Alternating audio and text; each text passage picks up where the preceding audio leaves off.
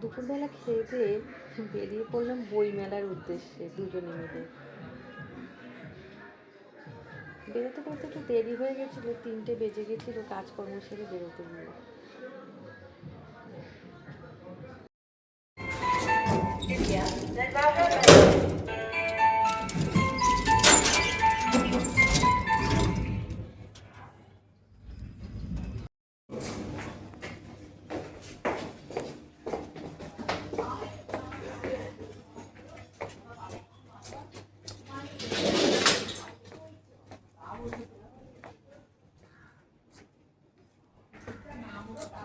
ওখান থেকে সোজা স্টেশনে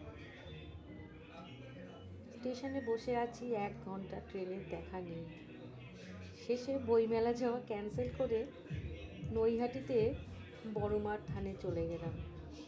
মন্দিরের সামনে প্রচুর ভিড় এবং ডালা দেওয়াও বন্ধ হয়ে গেছিলো, তাই মন্দিরের সামনে থেকে বড়মাকে নমস্কার করে বাড়ি চলে এলাম। দর্শন পুজো দেওয়া কোনোটাই হলো না।